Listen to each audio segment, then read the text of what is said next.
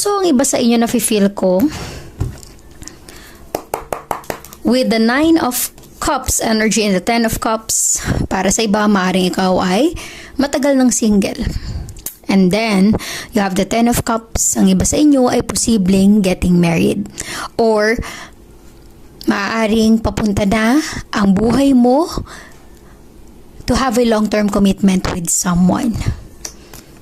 Okay? Ibig sabihin yan, hindi ka na forever mag-isa sa buhay. Okay, let us see. For first sign, you have the 10 of Swords and air sign energy. And the Queen of Swords and air sign. Okay. 10 of Swords energy and air sign. Ito yung sign or senyales na nagtatapos or mag-e-end na lahat ng hirap na dinadanas mo sa buhay for sign na Aries, Leo, and Sagittarius. I'm really getting here some kind of betrayal.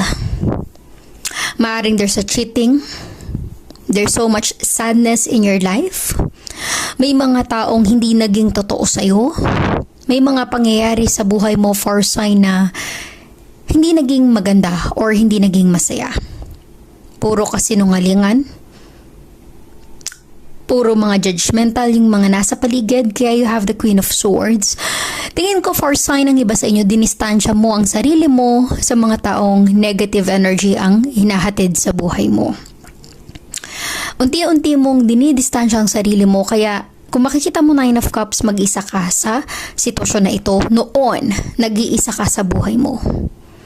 Kasi naging mapili ka sa mga taong pakikisamahan mo at pagkakatiwalaan mo. Nararamdaman ko for sign Aries, Leo, and Sagittarius in your past situation, marami kang natutunang aral. Ibig sabihin yan, posible sa trabaho, sa career, or sa love life, merong nang betray, nanloko, or nanlamang sa'yo. Ibig sabihin nun, there's a negative energy in your life, in your situation, that gives enlightenment to you. Namulat ka sa katotohanan na hindi pala lahat ng mga taong pinakasamahan mo ng mabuti ay ganun din yung ibibigay nila sa'yo. Minsan, ang iba dyan, nagtitake advantage lang pala sa kabutihan mo. So, na-feel ko for sign Aries, Leo, and Sagittarius, mas naging wiser ka. May natutunan ka with the Queen of Swords na para bang yung natutunan mo dito is some kind of experience na babaunin mo in the near future. Para bang nasabi mo sa sarili mong hindi na ito mauulit muli. Mga pagkakamali ng nakaraan. Give me the 10 of Cups for sign Aries, Leo.